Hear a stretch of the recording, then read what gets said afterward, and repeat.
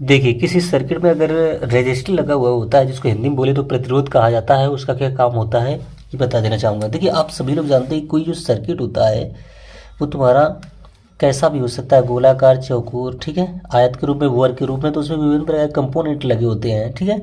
और उस सर्किट में क्या है, एक पावर सप्लाई भी दिया जाता है, किसी प्रकार का हो सकता है वो। तो उसमें आपको रजिस्टर जो देखने को मिलते हैं, रजिस्टर का एक्चुअली काम क्या होता है कि उसके एक सिरे से हम करंट को प्रोवाइड करते हैं, दूसरे सिरे से प्राप्त करते हैं। लेकिन क्या है कि पिछले सिरे में, जैसे ये हमारा सिरा, यहाँ से जो करंट मैंने धारा आई दी, वो क्या है कि आगे हमें कम धारा प्राप्त होती है, एक्चुअली इसलिए कि ताकि आगे के जो तुम्हारे कंपोनेंट्स हो उनको बचाया जा सके अचानक के करंट के झटके से, ठीक है।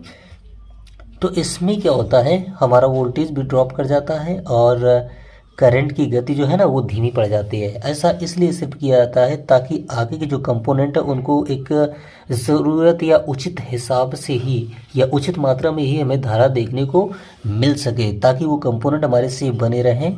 और यहाँ पर प्रतिरोध के अंदर अगर देखा जाए तो कुछ इस प्रकार के लच्छीदार महीन से महीन तुम्हें तार का एक क्वाइल मिलेगा।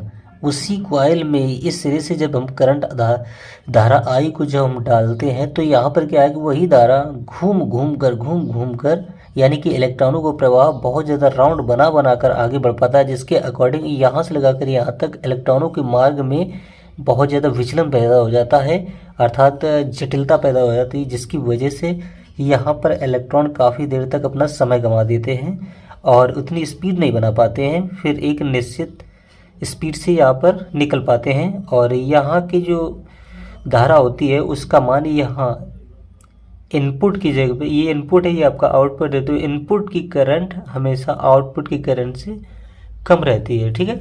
बस यही एक सच्चाई होती है यहाँ पर।